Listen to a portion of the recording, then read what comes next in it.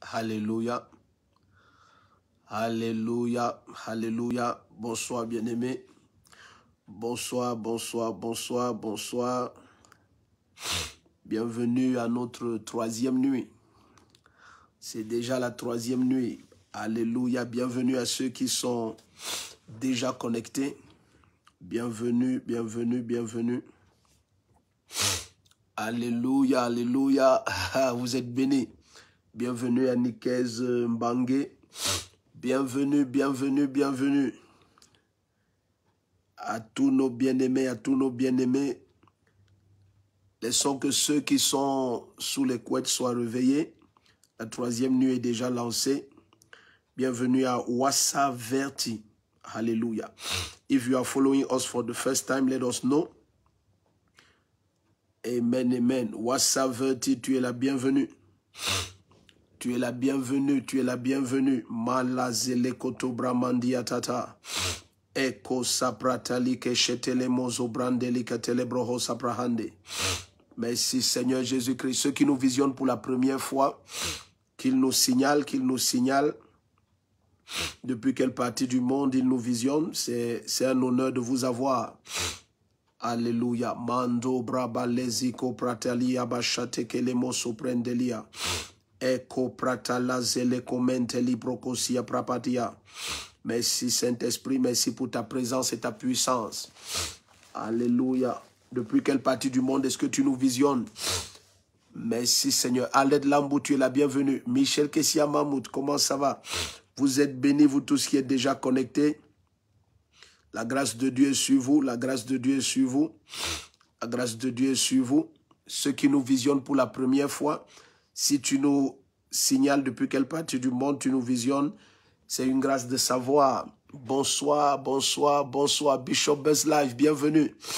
Général Nganso, bienvenue. Bienvenue, bienvenue. Bienvenue à chacun d'entre vous, vous tous qui êtes déjà connectés, bienvenue.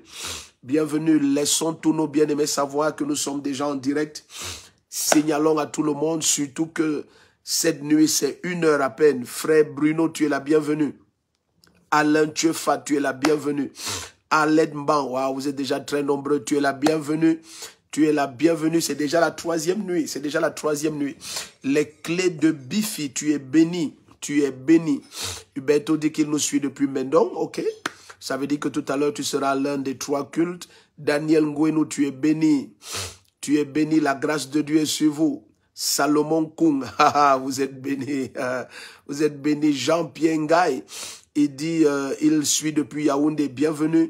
Prosper Tala, tu es béni. La grâce de Dieu est sur vous tous. Le doux Yimo dit, je suis connecté. Alléluia. Naomi Fetou, bienvenue. Aimé Guedom, bienvenue. Bienvenue à chacun d'entre vous, bienvenue. Bien-aimé, s'il te plaît, n'oublie pas, taguons le nom de tous ceux, parce que c'est bref en plus, taguons le nom de tous ceux que nous invitons sur ce direct. Taguons leur nom, invitons-les à être présents, invitons-les à être connectés. Partageons au maximum, appuie sur le cœur rouge. La grâce de Dieu est tellement forte. Cette nuit est spéciale. Cette nuit est spéciale. Nous avons commencé c'est déjà la troisième nuit, il y a 2 jours de cela. Nous avons commencé par regarder la réalité et l'importance du repos. Le repos qui est le point culminant des promesses du Seigneur et la manifestation pleine de sa justice en Christ. Et puis hier, nous avons Kelly Payas nous regarde et nous visionne depuis le Sénégal. Tu es la bienvenue depuis le Sénégal. Amen. Annie Lona aussi, tu es béni. Donc, et puis, pendant la nuit d'hier, nous avons regardé le tout premier ennemi et le géant, tout premier géant qui s'oppose au repos. Nous avons regardé la dépression et nous avons vu que la dépression est symbolisée par les Hittites. Et nous avons vu une femme comme Rebecca dit qu'elle est énervée, elle est épuisée, elle est dégoûtée de la vie à cause des filles de Heth, à cause des Hittites que Esau avait épousées. Et nous avons longuement regardé le mystère des Hittites. Nous avons vu que c'est devant les Hittites que Abraham s'est prosterné et c'est dans le territoire des Hittites qu'il a acheté la tombe à Macpéla, là où il a été enterré avec son épouse et Rebecca et Isaac et ainsi de suite. C'était vraiment un lieu de lamentation et de deuil. C'était le lieu où tous les patriarches de la foi se sont lamentés. Et nous avons continué à regarder et l'Esprit de Dieu nous a permis de comprendre que les Hittites symbolisent réellement la dépression.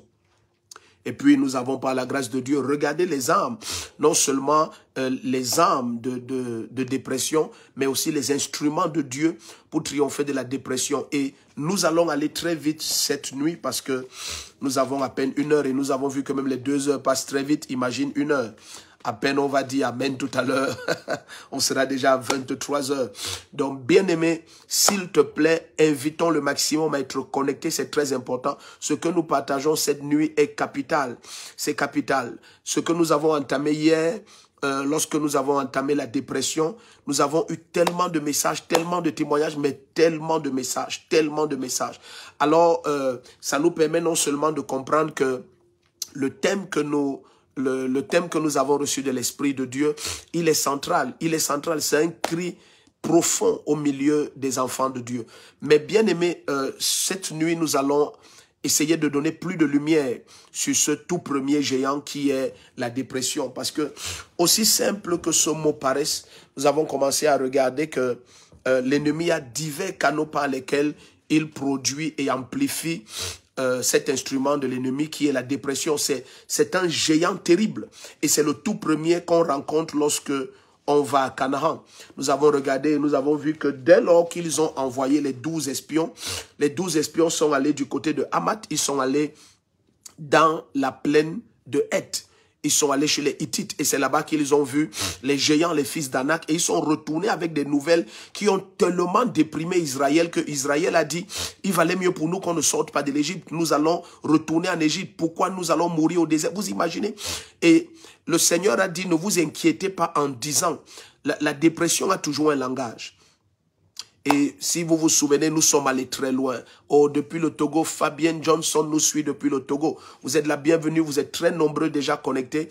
Mais continuons à taguer les noms, invitons le maximum. Partage le lien du direct, s'il te plaît. S'il te plaît, c'est un instrument du Seigneur tellement profond. Vraiment, c'est très profond. Et nous avons commencé en fait, nous avons avancé avec et nous avons regardé beaucoup d'autres choses et beaucoup d'autres domaines. Et je te faisais la remarque par l'Esprit de Dieu que si les filles de Heth sont capables de déprimer une femme comme Rebecca, parce que Rebecca c'est une femme de prière, elle nous est présentée comme celle qui a questionné le Seigneur lorsqu'elle avait des mouvements inhabituels dans son ventre. Et le Seigneur lui a clairement révélé le destin éternel des enfants qu'elle avait dans son ventre. Donc c'est une femme très spirituelle. Donc certaines choses vont être éclairées parce qu'il faut plus de lumière dans certains domaines lorsque nous entamons le thème du repos complet en Christ. Certaines choses doivent être partagées afin qu'il y ait une parfaite lumière et une claire connaissance sur un sujet aussi profond et sensible. Jude de Lablac nous suit depuis Londres. Tu es la bienvenue depuis Londres. De quelque partie du monde où vous nous visionnez pour la première fois, si vous nous laissez connaître, alléluia, si vous nous laissez connaître, vous êtes bénis. La grâce de Dieu est sur vous tous, la main du Seigneur vous comble au nom puissant de Jésus. Vous êtes bénis. Ok, donc nous allons aller dans le livre de 2 Rois chapitre 4. 2 Rois chapitre 4. 2 Rois chapitre 4.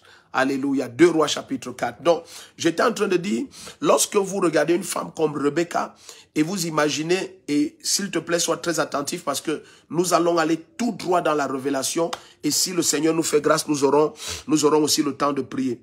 Donc, je disais, lorsque tu te retrouves en face des gens aussi profondément spirituels comme Rebecca, mais qui se retrouvent déprimés par les filles des Hittites, c'est pour te montrer le type de caractère et de présence que ces Hittites portaient.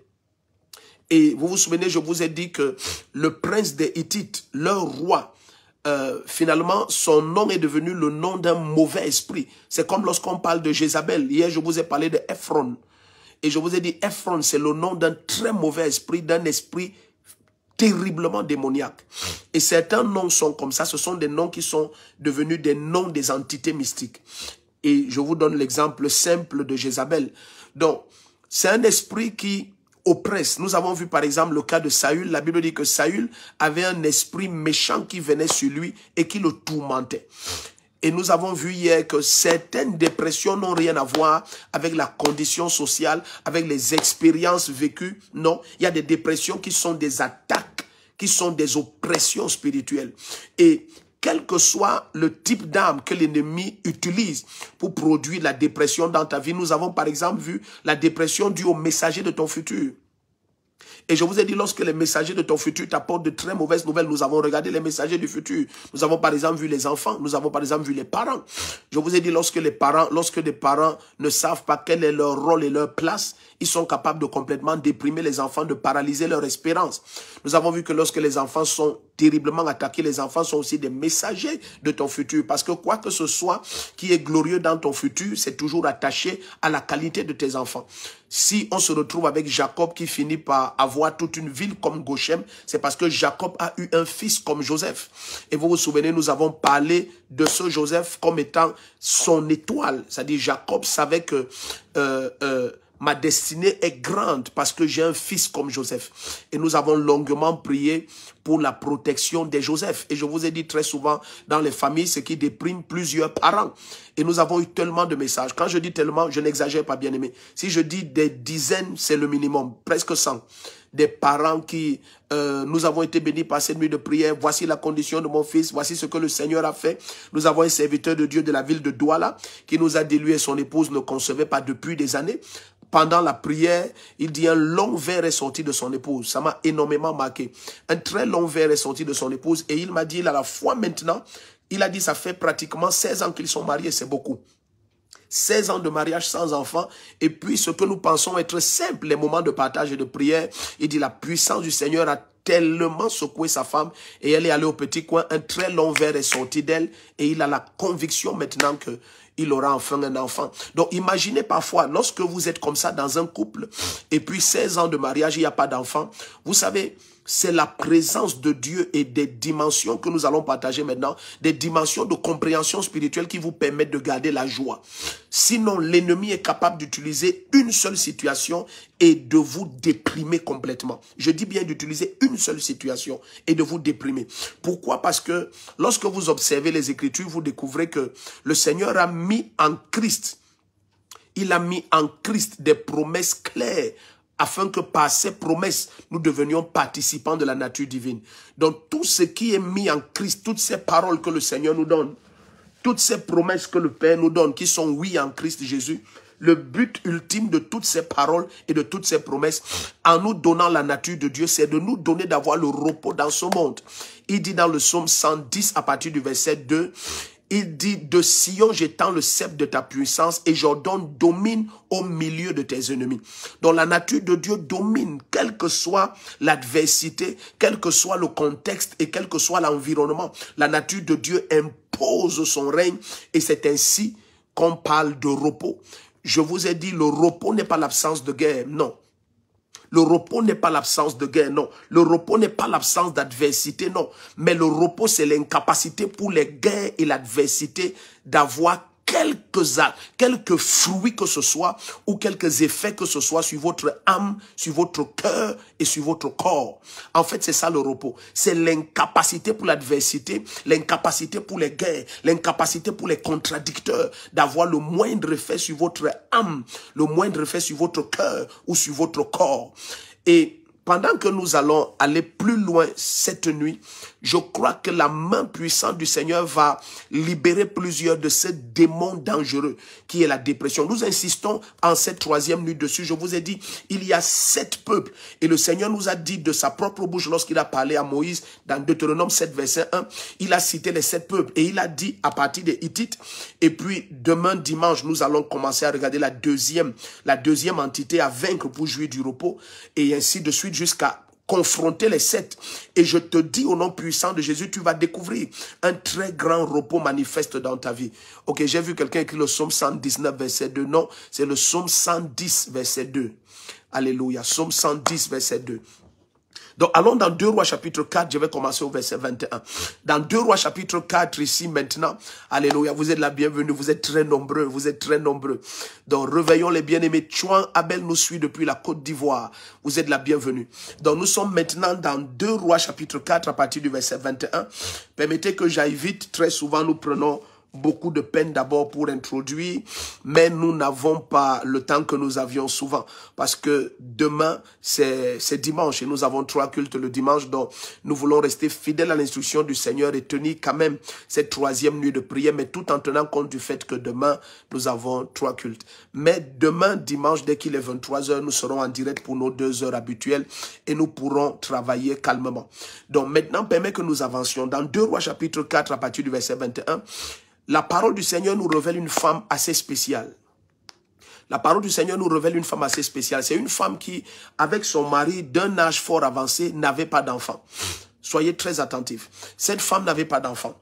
Et je vais vous dire quelque chose. Aussi simple que ça paraisse, suivez très bien. Lorsqu'on se marie, la parole du Seigneur, par exemple, dans le livre de Malachie au chapitre 1, il dit un seul homme a attristé la femme de sa jeunesse, c'est parce qu'il cherchait une sainte descendance. Ça veut dire que lorsqu'on se marie, l'un des fruits immédiats qu'on attend lorsqu'un foyer se constitue, c'est la progéniture. C'est la progéniture. Si vous voyez la parole du Seigneur parler de la prière de Isaac, la parole du Seigneur dit Isaac pendant 20 ans pria pour avoir un enfant. Si vous voyez Joseph, finit par être clair envers, pas Joseph, Jacob. Si vous voyez Jacob finit par être clair envers Laban pour son retour dans sa concession familiale, c'est lorsque finalement son épouse bien-aimée Rachel lui a conçu Joseph. Donc c'est pour dire qu'il y a une grande satisfaction lorsque un couple conçoit. C'est le but. C'est le but, ça c'est une des missions premières du couple, c'est aussi de procréer. Mais très souvent, l'ennemi utilise ce qui est le fruit comme une frustration. C'est comme lorsque vous semez une plante. Le but ultime de semer cette plante, c'est qu'elle porte du fruit. La productivité est toujours l'ultime but d'une œuvre. Quoi que ce soit que vous fassiez, il y a des fruits que vous attendez. Et le fruit est l'expression même. Le fruit est l'expression même de la bénédiction du Seigneur. Parce que le Seigneur les bénit et il dit allez et multipliez-vous. Le fruit est l'expression de la bénédiction. Suivez très bien ce que nous partageons. On n'a pas beaucoup de temps, mais je te dis, ça va changer ta vie. Le fruit est l'expression de la bénédiction. Donc très souvent, le diable utilise le manque de fruits pour frustrer ton cœur en ce qui concerne la réalité de ta bénédiction en Christ. Parce qu'en Christ, nous sommes bénis de toute bénédiction spirituelle. Je vous ai dit, en Christ, il y a tellement de dépôts. Il y a tellement de profonds dépôts en Christ pour produire non seulement la nature de Dieu, mais en produisant cette nature de Dieu que nous commandions le repos au milieu de toute adversité. Alors très souvent, ce que l'ennemi fait, c'est de frustrer la fructuosité. Et cette femme est dans cette condition. Nous sommes dans 2 Rois 4 à partir du verset 21. Lorsque vous travaillez, par exemple, le fruit de votre travail, de votre effort, c'est le salaire. Lorsque vous investissez, le fruit de vos investissements, c'est le bénéfice. Est-ce que vous comprenez ce que nous disons? Donc très souvent, ce que l'ennemi fait, c'est qu'il attaque la fructuosité. Et quand il attaque la fructuosité, le but, c'est de te faire avoir des doutes sur la bénédiction. Nous avons par exemple vu hier le cas de quelqu'un comme Jean-Baptiste. Jean-Baptiste s'est retrouvé en prison et il a envoyé... Vous imaginez, Jean-Baptiste était déprimé à l'extrême. Déprimé à l'extrême, à l'extrême. Jean-Baptiste a envoyé des gens demander à Jésus, es-tu celui qui doit venir? Maintenant, tu pourrais simplement penser que non, mais attends, ça arrive aux autres. Faites très attention. Faites très attention. Ces 7 nuits, elles ne sont pas ordinaires. Faites très attention d'aller croire que ce que vous voyez fréquent dans l'église n'est fait que pour les autres. Vous serez très naïf d'avoir ce genre de pensée. Jean-Baptiste est présenté par Jésus, pas comme un prophète, mais comme un oracle, une voix qui crie au désert. Il dit, êtes-vous allé voir un prophète? Il dit non, c'est plus qu'un prophète. Donc, Jean-Baptiste est quelqu'un de tellement spirituel. Jean-Baptiste est rempli de l'esprit depuis le sein de sa mère. Jean-Baptiste a une vision divine extraordinaire. Il dit, celui qui m'a envoyé baptiser m'a dit, son écoute de Dieu est très profonde. Jésus le présente comme le plus grand homme né d'une femme. Ça veut dire que de la race d'Adam, Jean-Baptiste est le point culminant. Il est le point culminant. Personne n'est jamais sorti des entrailles d'une femme et a dépassé Jean-Baptiste. Et ce monsieur, Satan, a été capable de le déprimer. Donc, arrivé à un moment donné, je vous ai dit qu'il y a la dépression qui est due à l'isolation. Suivez bien ce que nous partageons là. Je suis en train d'aller vite comme ça parce que nous voulons exploiter ce court temps et donner le maximum de lumière. Je dis, Jean-Baptiste s'est retrouvé dans une position de dépression profonde. Et hier, nous avons parlé de ce type de dépression qui est due à l'isolation. Jean-Baptiste a vu tous les apôtres qu'il a bâtis, tous les disciples, pardon, qu'il a bâtis pendant des années s'éloigner de lui et aller vers Jésus-Christ. Jean-Baptiste s'est retrouvé seul en train de confronter le roi de l'époque. Jean-Baptiste s'est retrouvé en prison et quelqu'un qui était suivi par des foules, quelqu'un qui était, la Bible dit que tout Israël allait à lui. Oh, ce terme est très fort. Tout Israël allait à lui. Des autorités les plus élevées jusqu'aux personnalités les plus insignifiantes, entre guillemets, de la société, tous allaient à Jean-Baptiste. Ce monsieur, tout d'un coup, s'est retrouvé seul. Ses disciples lui ont dit, voici que tous vont à Jésus. Et il a dit de sa bouche lui-même, il faut qu'il croisse et que je diminue. Mais bien aimé, l'ennemi a utilisé cette position de diminution, si tu permets cela, pour tellement déprimer Jean-Baptiste. Et nous avons regardé certains cas de ces âmes d'isolation en ce qui concerne ce démon qui est les Hittites. Nous avons vu par exemple le cas du prophète, le prophète Élie. Élie a dit, je suis resté moi seul. Dans cette pensée qu'il avait qu'il est seul. Et c'est pour ça que hier nous avons partagé sur le fait que tout chrétien devrait avoir une profonde, quand je dis profonde, si vous me donniez votre attention, j'allais vous dire quelque chose de terrible ici. Tout chrétien doit développer une profonde. Profonde, c'est un mot français qui n'est pas très fort. Une intimissime communion avec le Saint-Esprit. Bien aimé, le Saint-Esprit est capable de te faire connaître la présence de Dieu et des anges et des êtres célestes à un tel point que tu ne peux jamais être isolé. Jamais. Donc, Jean-Baptiste n'étant pas de la race de laquelle nous sommes. Jean-Baptiste était le point culminant de la race du premier Adam. Alors Jean-Baptiste n'avait pas ce genre de communion avec le Saint-Esprit.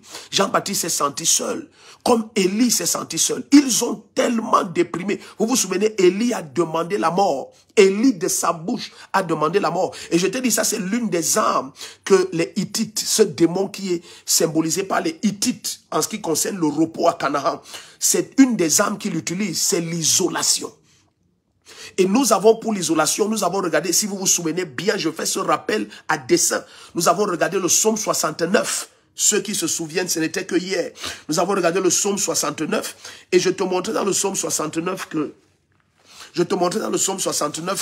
ce monsieur déprime, nous étions au verset 21 et 22, ce monsieur déprime autant à l'extrême dans le psaume 69 parce qu'il dit, je cherche quelqu'un qui me console et je n'en vois aucun.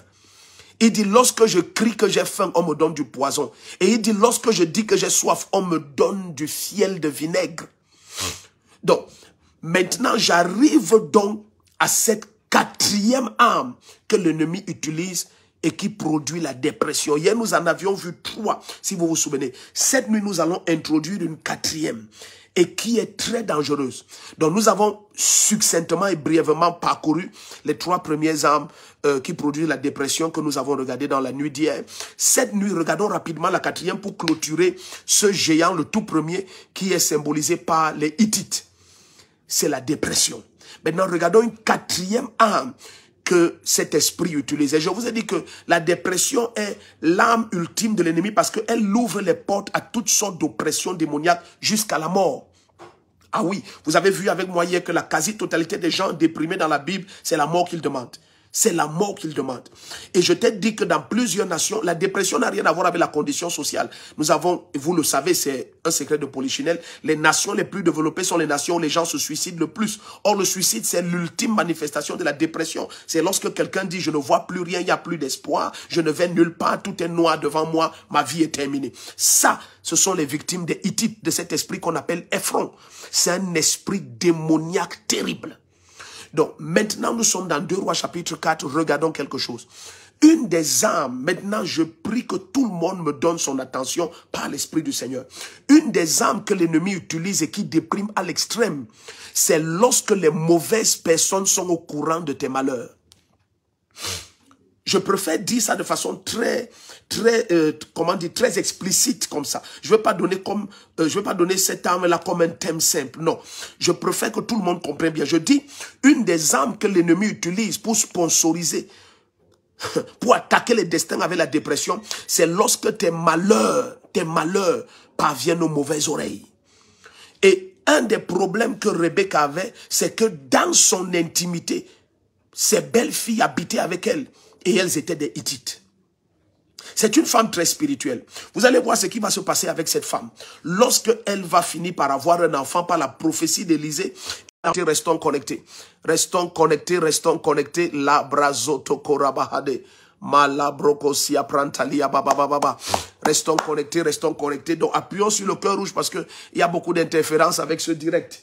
Il y a beaucoup d'interférences avec ce direct. Restons connectés. Donc je disais rapidement que lorsque vous regardez les Écritures de très près, vous découvrez quelque chose d'étrange. C'est que le problème que Rebecca a eu, c'est que dans son intimité se trouvaient les mauvaises personnes.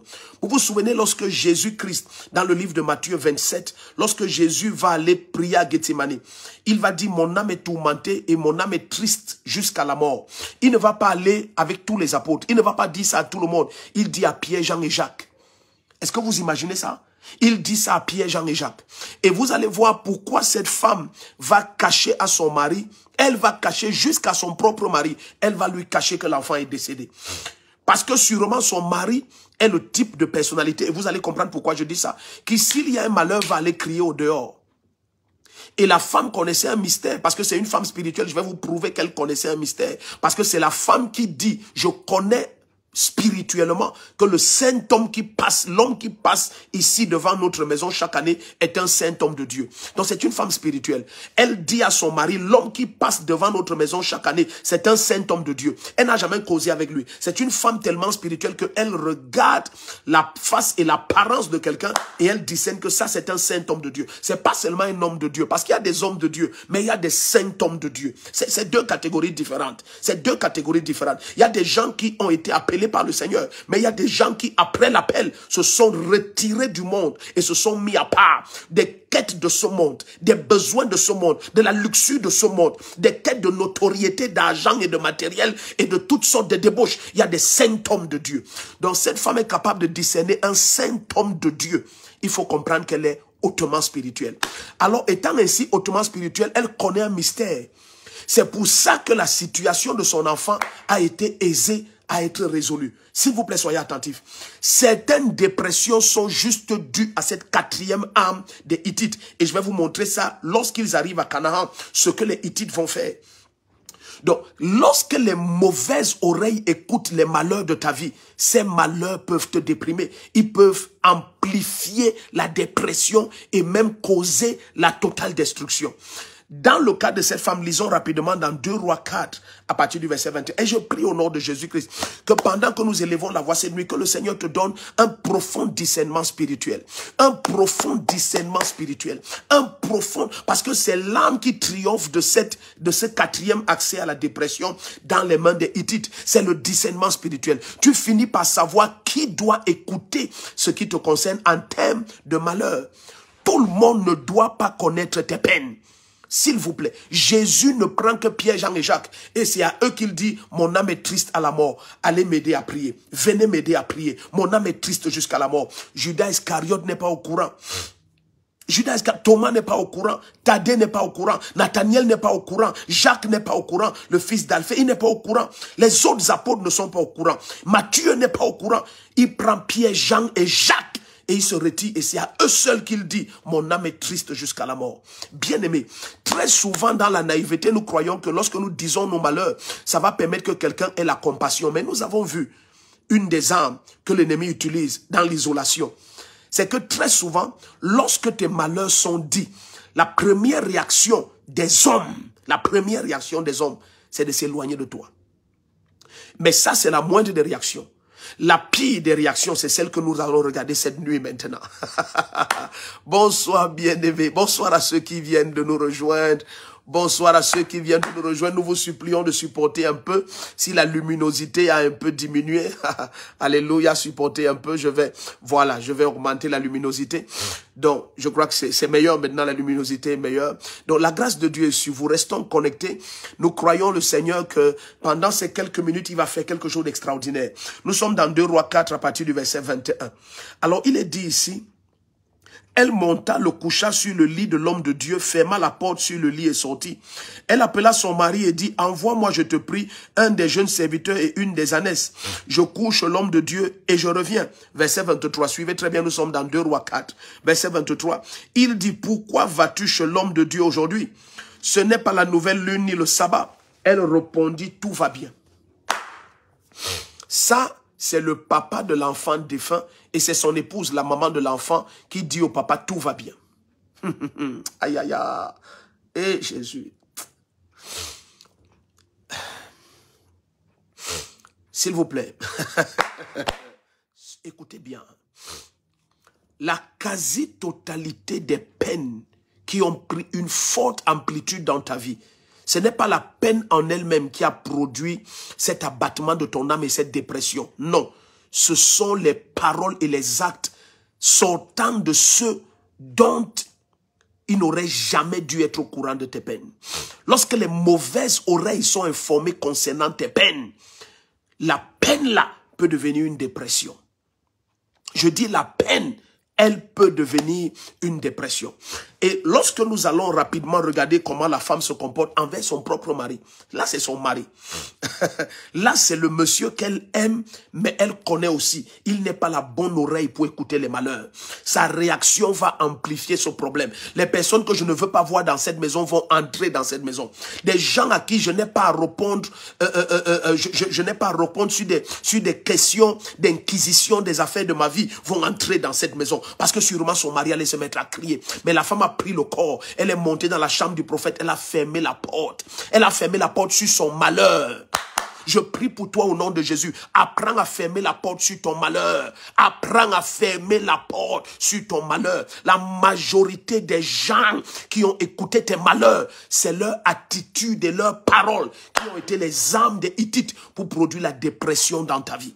Ce sont leurs attitudes. Ce sont leurs attitudes. Imagine lorsque la fiancée écoute ce que son soi-disant fiancé dit d'elle parce qu'elle s'est confessée à lui. Elle a fermé la porte sur son malheur. Elle a porté le corps du bébé. Oh, Kamantalia Bababaya. Elle a porté le corps du bébé. Elle est montée dans la chambre du prophète. Elle a couché son problème et elle a fermé la porte sur son problème. Son propre mari, parce qu'elle connaît que ce monsieur est spirituellement immature, elle décide qu'il ne doit pas être au courant de ce problème. Et elle ferme la porte sur son problème. Je prie pour toi cette nuit. Ferme la porte sur ton problème. Cesse de crier tes malheurs à tout le monde. À tout le monde. Vous vous souvenez, elle est tellement mature, cette femme, que lorsque Élisée va lui dire, tu nous as montré de l'empressement. Tu m'as construit une chambre quasiment en dur et tu as équipé cela pour que quand je passe, que je réside chez toi à l'abri dans cette chambre. Qu'est-ce que je peux faire pour toi? Est-ce que je parle en bien de toi au roi ou au général de l'armée? Parce que Élisée, les rois l'appelaient papa, il était le père spirituel des rois. La femme dit non, j'habite au milieu de mon peuple, ça veut dire je n'ai besoin de rien. Imaginez. Oh, elle est en face d'un prophète. Elle reconnaît que c'est un saint homme de Dieu. Mais comme elle ne le connaît pas de façon personnelle, malgré qu'elle a spirituellement discerné, j'ai beaucoup à dire en une heure. Je vous supplie, soyez attentifs. Malgré qu'elle a spirituellement discerné que c'est un saint homme de Dieu, elle n'a toujours pas eu une communion humaine avec lui. Donc elle ne trouve pas que Élisée est qualifié pour qu'elle lui révèle ses peines. Même Élisée, elle ne lui révèle pas ses peines. Est-ce que vous savez que Élisée lui donne l'enfant en envoyant Géasi se renseigner? Ça veut dire que même Dieu, lorsque tu fermes tes peines, Dieu attend que tu t'approches et vous traitiez ça ensemble. Il n'est plus prêt à aller publier ça au dehors. L'Esprit de Dieu n'a pas révélé à Élisée. Le terrible prophète, capable d'écouter ce qu'on dit à des centaines de kilomètres, dans la chambre du roi de Syrie. Ce terrible prophète est en face de cette femme. Mais la femme est une femme qui connaît fermer la clé et embrigader ses peines. Cette femme connaît traiter ses peines avec Dieu. Elle connaît s'agenouiller, pleurer jusqu'à ce que le Dieu Tout-Puissant console son cœur. Elle connaît faire cela. Le kapayatolomehe. Malo brokosi parabashanta. Elle connaît faire ça. Elle connaît crier à Dieu jusqu'à ce que le tout-puissant Dieu, le roi de gloire, jusqu'à ce que le roi de gloire restaure complètement son âme. Que des temps de rafraîchissement viennent pour elle de la présence du Seigneur. Oui, c'est de sa présence qu'elle attendait la consolation. Voilà pourquoi Dieu ne dit pas à Élisée que cette femme n'a pas d'enfant. Élisée doit envoyer son serviteur se renseigner. Il doit envoyer son serviteur. Et le serviteur revient et il dit, elle n'a pas d'enfant. Même à Élisée. Très souvent, nous ne comprenons pas. Moi, j'ai vu des serviteurs de Dieu. Je ne peux pas dire tout et n'importe quoi et dire qu'ils sont immatures. Mais qui n'agissent pas avec beaucoup de maturité, bien aimé. Vous voyez parfois des pasteurs vont vous dire, je ne comprends pas, les chrétiens ne se confient pas en moi. Parce que ce que tu fais avec leur peine, ce n'est pas spirituel. Personne ne te confie ses peines pour écouter ça sur la place publique. Je ne sais pas si je suis audible là. Je dis personne ne te confie ses peines pour écouter ça sur la place publique. Personne ne te confie ses peines pour écouter ça en quelque marché que ce soit. Non, non. Apprends à mettre tes peines dans le lieu secret de la prière et tu fermes la porte sur tes peines. Si tu n'as pas une oreille éprouvée, testée et approuvée, une oreille éprouvée, testée et approuvée, cette femme même à Élisée, elle ne dit pas ses peines. Je vais te prouver encore la deuxième fois. Lorsqu'elle va s'approcher d'Élisée tout à l'heure, Élisée va d'abord devoir dire à Géasi, oh laisse cette femme, c'est celle qui nous a fait du bien. Vous vous souvenez la suite de l'histoire. Lorsqu'elle va s'approcher d'Élisée, lorsque nous sommes déjà à partir du chapitre 4 toujours, nous sommes déjà au verset allons même au verset 26. Maintenant, cours donc la rencontrer et dis-lui, vas-tu bien? Ça, c'est Élisée qui envoie son serviteur. Cours rencontrer cette dame. Là, voilà celle qui nous a conçu une chambre. Vas-tu bien? Est-ce que ton mari va bien? L'enfant va-t-il bien? Elle répond au serviteur d'Élisée, tout va bien. Elle lui répond, tout va bien. Ça veut dire, même toi, le serviteur de l'homme de Dieu, tu n'es pas qualifié pour... Elle dit, même toi, le serviteur de l'homme de Dieu, tu n'es pas qualifié pour écouter mes peines. Tu n'es pas qualifié pour écouter mes peines. Aïe, aïe, aïe, aïe, aïe, aïe. Je suis en train de parler par l'Esprit de Dieu à quelqu'un. Ils sont trop nombreux qui commettent cette erreur. Et ça crée beaucoup de dépression. Beaucoup de dépression. Quand les histoires secrètes de ton foyer parviennent dans de mauvaises oreilles, l'état de ton fils, de ta fille parvient dans de mauvaises oreilles. Ce qui devait être gardé secret dans le lieu de la prière. Et tu cries à Dieu. Voilà pourquoi le Seigneur convoque cette nuit, bien-aimé. Je vous dis au nom puissant de Jésus, si tu as de l'amour encore pour un chrétien, connecte-le à ces 7 nuits de prière. Connecte-le. Vous ne pouvez pas savoir ce que les chrétiens expérimentent dans leur maison, même dans l'église de nos jours. Même dans l'église de nos jours. Certains maintenant ne sont même plus à l'aise dans l'église de nos jours, dans l'église. Parce que tu ouvres ton cœur à un frère, tu ouvres ton cœur à une sœur. Pire encore, tu ouvres ton cœur à un pasteur, soi-disant. Et il augmente tes peines. Il augmente tes peines. Ce qui était dans ton cœur et tu pleurais dans la présence de Dieu. Tu écoutes ça maintenant dans les journaux et sur les réseaux sociaux. Oh, Seigneur Jésus.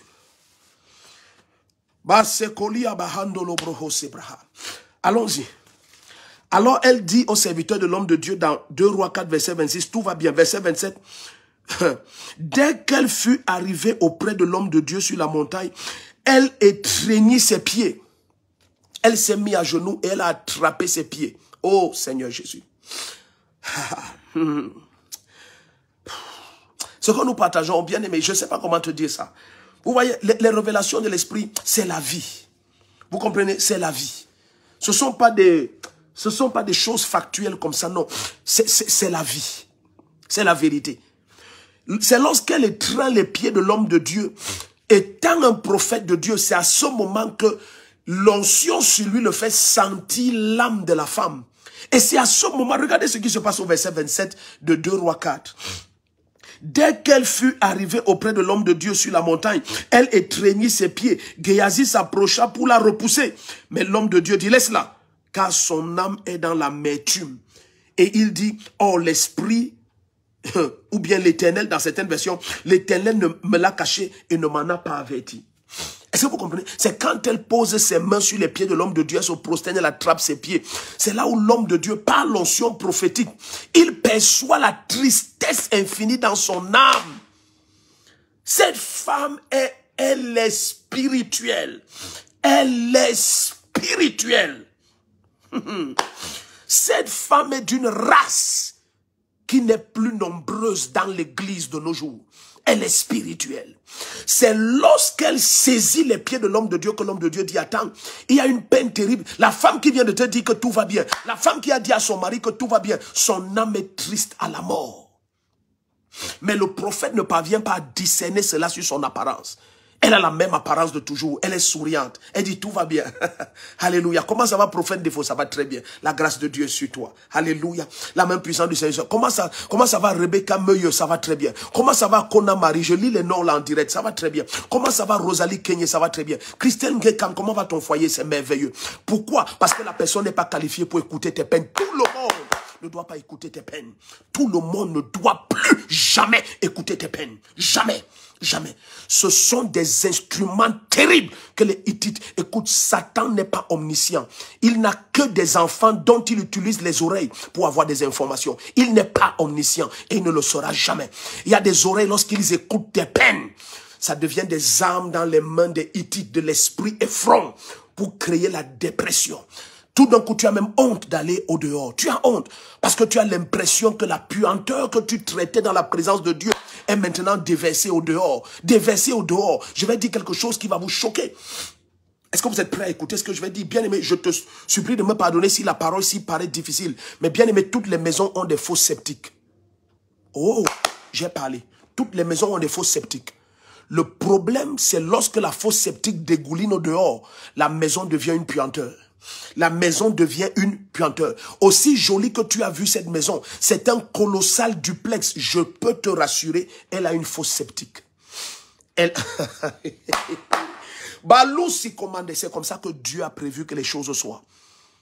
Mais maintenant, la fosse septique, là, tant qu'elle est bien embrigadée, la maison garde sa splendeur et sa beauté. Mais si elle coule au dehors, tout le monde va dire cette maison pue. Toute la beauté de la maison va disparaître. Tu seras inconfortable de t'identifier à ce joli duplex. Est-ce que vous comprenez maintenant un peu ce que nous partageons? Pendant que nous allons avancer, je te supplie, sois attentif. Nous sommes dans 2 Rois 4 au bénéfice de ceux qui nous rejoignent.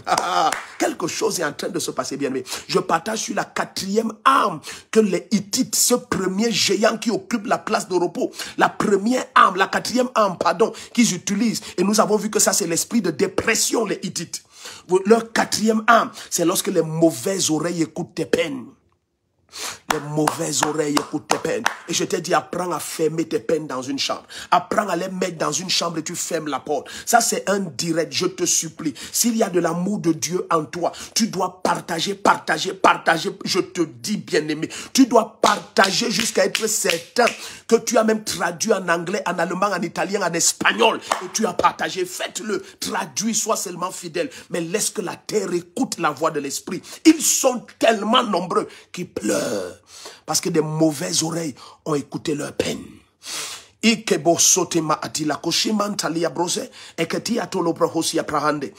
Regarde, bien-aimé. Ah, chate que les mots soprentelia talabrocosia pa. Et mambrose que lia prohosia. Imagine un seul instant que. Imagine un seul instant que le mari de cette femme était au courant. Parce qu'elle est spirituelle et elle connaît son mari. Je vais vous choquer. Elle ne s'est jamais retournée vers son mari. Elle qui... ça va commencer.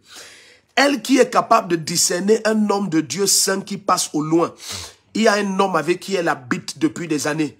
Elle ne voit pas en lui un saint homme de Dieu. Suivez très bien. Elle habite avec un homme. Et maintenant, elle est capable de regarder par la fenêtre et elle voit un autre homme au loin. Et elle dit à son mari, ça c'est un saint homme de Dieu. Mais elle habite avec un homme aussi. Donc ça veut dire qu'elle a aussi discerné cet homme. Si elle peut discerner celui qui est loin, je te rassure maintenant qu'elle a discerné celui qui est proche. Ce monsieur ne connaît pas garder les peines. C'est pour ça que lorsqu'elle a une peine, elle est montée dans cette chambre haute, elle a couché son problème et elle a fermé la porte et elle dit à son mari, tout va bien. Monsieur mon mari, tout va bien. Parce que même l'oreille de son mari n'est pas capable d'écouter la peine sans ameuter le dehors. Machate kole prokosia parande. Tu vois, si nous avions 2 heures cette nuit, j'allais ouvrir une fenêtre sur les foyers. Ça allait créer quelque chose de très dangereux. Mais restons focalisés. Alléluia. Restons focalisés. Permets que je te montre quelque chose, ça va te bénir.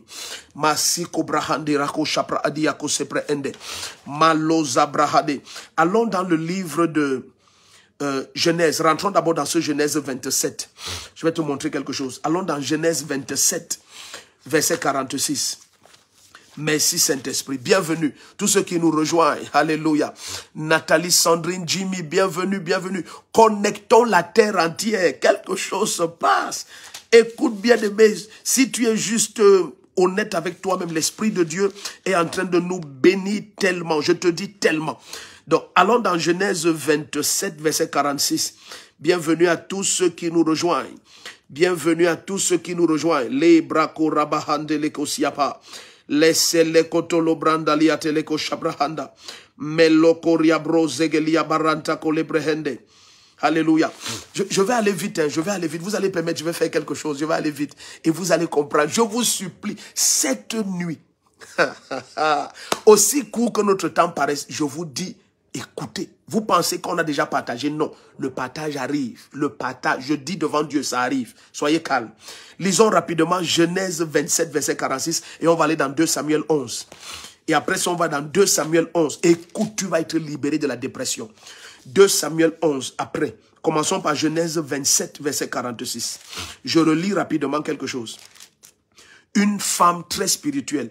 Genèse 27, verset 46. Rebecca dit à Isaac, je suis dégoûté de la vie à cause des filles de Heth. Si Jacob épouse une Hittite, une des filles du pays comme celle-là, à quoi me sert la vie? Vous comprenez? On a lu cela hier. Maintenant, courons vite. Allons dans 2 Samuel 11. Gardez ce que nous venons de lire en esprit. Allons dans 2 Samuel 11. Je vais vous montrer ce que nous parlons là ce soir en pratique. 2 Samuel 11. Masate kopre endia kashata prokosiaba. Emperuze le mondalia ketele brokosi brahate. Merci Saint-Esprit. Merci Saint-Esprit. Nous sommes dans 2 Samuel 11. Maintenant, je vais te montrer une histoire dans la maison de David. Allons dans 2 Samuel 11, verset 6. Vous connaissez l'histoire de David et de Bathsheba, n'est-ce pas? Soyez attentifs. Vous connaissez l'histoire de David et de Bathsheba? Nous connaissons l'histoire de David et de Bathsheba. Mais maintenant, je vais te donner une lumière qui va te choquer. Uri est un Hittite.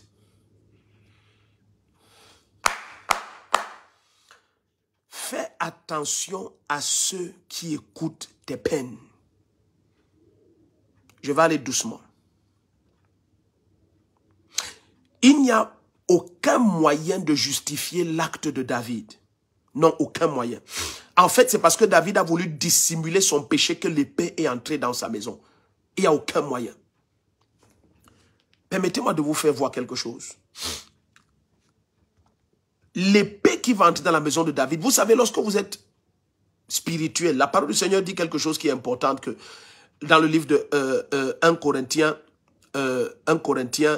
je pense chapitre 2, j'essaye de retrouver ça dans mon esprit, à partir du verset 14, il dit l'homme spirituel juge de tout, mais lui-même n'est jugé par personne. Quand on dit juge de tout, c'est pour dire discerne tout. Vous voyez, tout ce qu'on sait au bout, c'est que David, en dissimulant son péché, a invité l'épée dans sa maison. L'épée est entrée dans la maison de David. Mais bien aimé, au début, qu'est-ce que David n'a pas discerné?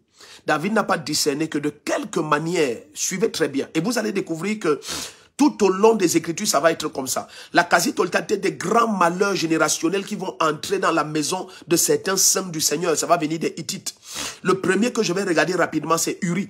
David avait mis, la Bible dit que Uri faisait partie du conseil secret de David. Et Seigneur Jésus-Christ, qui écoute tes peines?